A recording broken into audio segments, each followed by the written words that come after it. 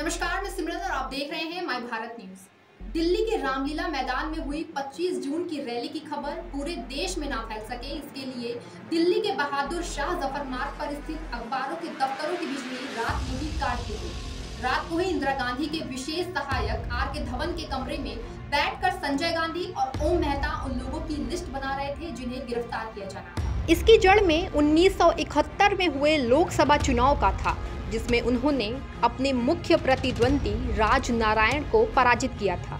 लेकिन चुनाव परिणाम आने के 4 साल बाद राज नारायण ने हाईकोर्ट में चुनाव परिणाम को चुनौती दी। 12 जून 1975 को इलाहाबाद उच्च न्यायालय के न्यायाधीश जगमोहन लाल सिन्हा ने इंदिरा गांधी का चुनाव निरस्त कर उन पर 6 साल तक चुनाव न लड़ने का प्रतिबंध लगा दिया और श्रीमती गांधी के चिर प्रतिद्वंदी राज नारायण सिंह को चुनाव में विजयी घोषित कर दिया था। राज नारायण सिंह की दलील थी कि इंदिरा गांधी ने चुनाव में सरकारी मशीनरी का दुरुपयोग किया है, तय सीमा से अधिक पैसा खर्च किया है और मतदाताओं को प्रभावित करने के लिए गलत तरीकों का इस्तेमाल किया है। अदालत ने इन आरोपों को सही ठहराया था। इसके बावजूद श्रीमती गांधी ने इस्तीफा देने से इनकार कर दिया।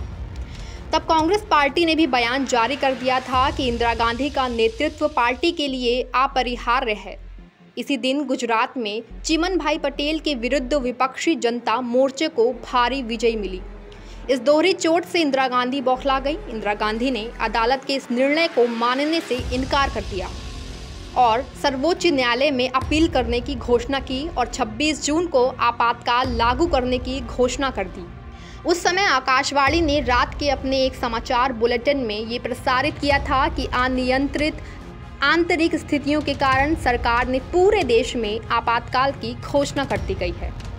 आकाशवाणी पर प्रसारित अपने संदेश में इंदिरा गांधी ने कहा था, जब से मैंने आम आदमी और देश की महिलाओं के फायदे के लिए कुछ प्रगतिशील कदम उठाए हैं, तभी से मेरे खिलाफ गहरी साजिश रची जा रही है।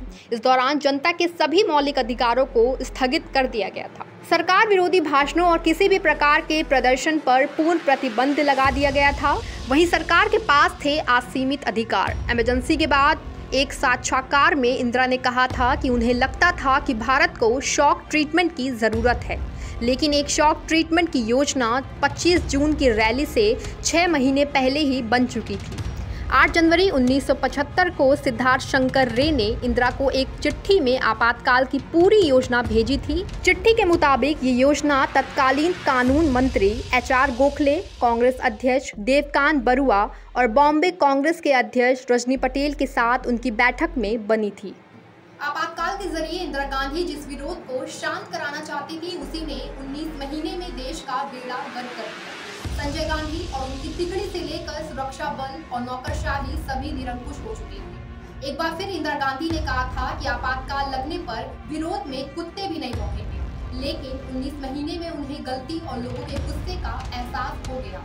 18 जनवरी 1977 को उन्होंने अचानक ही मार्च में लोकसभा चुनाव कराने का ऐलान कर दिया। 16 मार्च को हुए चुनाव में इंदिरा और संजय दोनों ही हार गए। 21 मार्च को आपातकाल खत्म हो गया, लेकिन अपने पीछे लोकतंत्र का सबसे बड़ा सबक छोड़ दिया। अभी के लिए फिलहाल इतना ही। देखते रहें माय भारत न्यूज।